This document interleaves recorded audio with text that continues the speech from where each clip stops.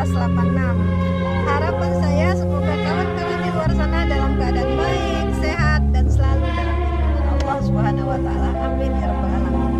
Hari ini tanggal 30 September dan insya Allah kami akan mengadakan acara nonton bareng bersama anak-anak dan kawan-kawan komunitas 86. Kami berharap kawan-kawan di luar sana bisa memberitahukan kepada anak-anaknya, kepada sahabatnya, atau kepada kawan-kawan kita, anak-anak muda yang masa saat ini sangat tidak paham akan kejadian D30S PKI, di mana saat ini kita tahu orang-orang di sekitar kita kurang peduli lagi.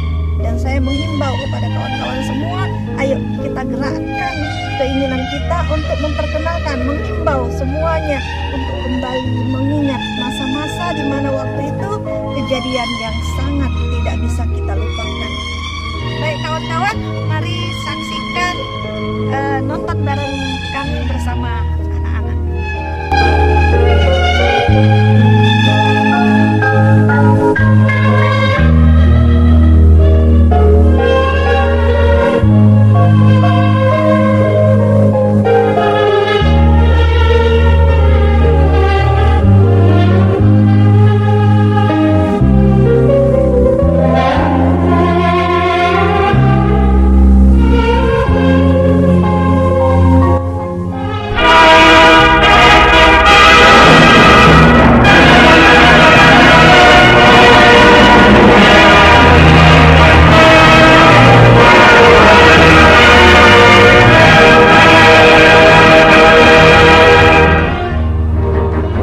Sekolah yang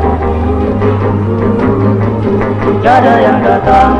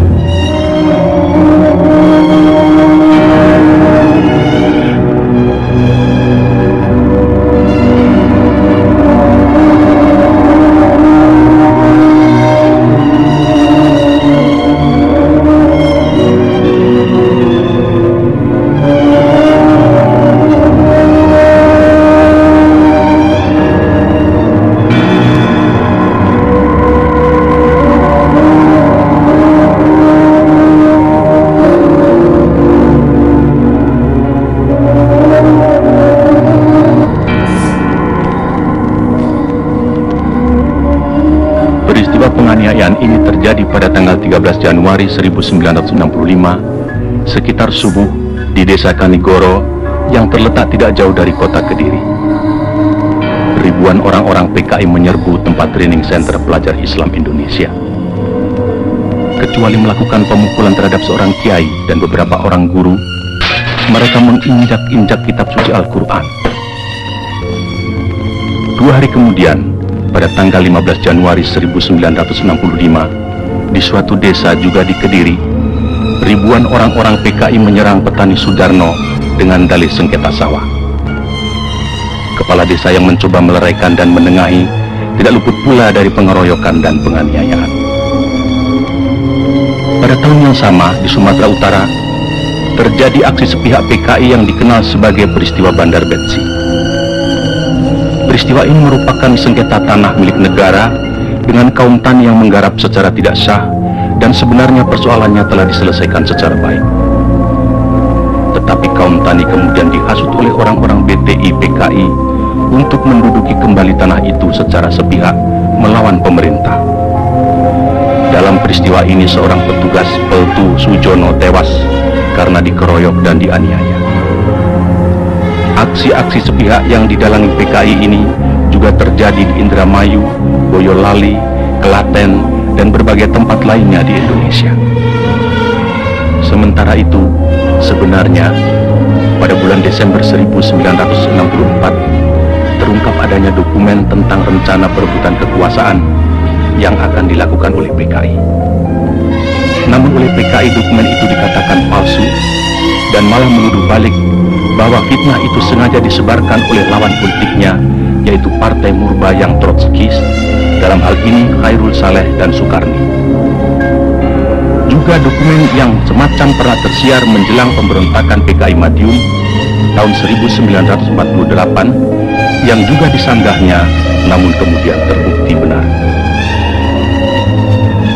Dalam rangka persiapan gerakan perebutan kekuasaan negara, Partai Komunis Indonesia PKI membentuk biro khusus pada tahun 1964. Tugas biro khusus ini adalah melakukan infiltrasi ke dalam tubuh ABRI.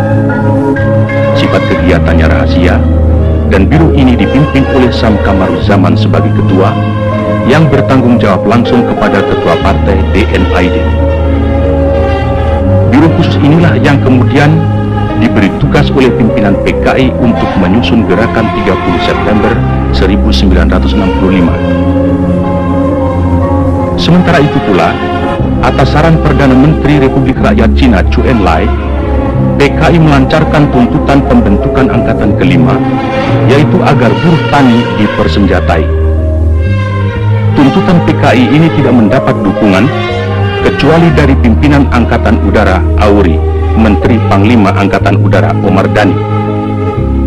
Sebaliknya, Menteri Panglima Angkatan Darat Letnan Jenderal Ahmad Yani secara tegas menolaknya. Karena menurut perhitungannya, pembentukan angkatan kelima akan menimbulkan keruwetan dalam garis komando maupun pengawasan kekuatan bersenjata di Indonesia. Perlu dicatat, gagasan ini sebenarnya tidak lepas dari kesanggupan Zhou Enlai yang menjanjikan 100.000 pucuk senjata ringan secara cuma-cuma. Dalam kenyataannya kemudian, meskipun pembentukan angkatan kelima tidak terwujud, namun pemberian senjata dari RRC ini tidak terlepas dari penyusunan kekuatan bersenjata yang digunakan oleh PKI dalam gerakan 30 September 1965.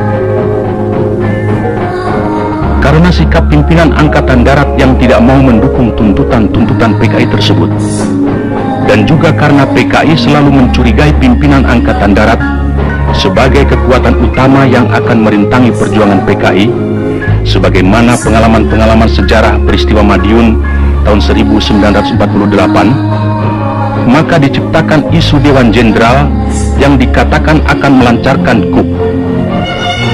Seiring dengan isu ini, dengan gencar tersiar adanya dokumen Gilchrist yang konon menurut versi PKI ditemukan di rumah Bill Palmer sewaktu rumah orang Amerika itu diobrak-abrik pemuda rakyat.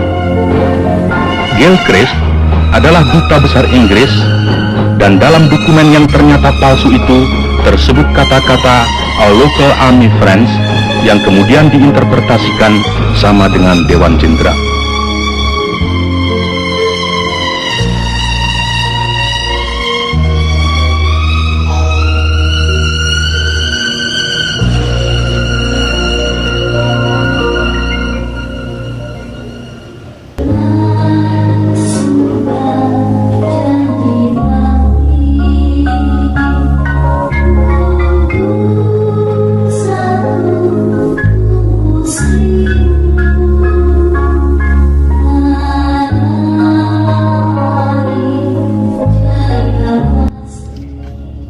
Yang sudah mengikuti kegiatan kami hari ini. Alhamdulillah acaranya berjalan dengan baik, dan setelah ini sesaat lagi sehabis asar kami akan mengadakan kegiatan makan bersama, berbagi nasi dari kawan-kawan kami yang setiap Jumatnya mensedekahkan, menyisihkan sedikit rezeki mereka ke perjalanan gerakan sedekah 86.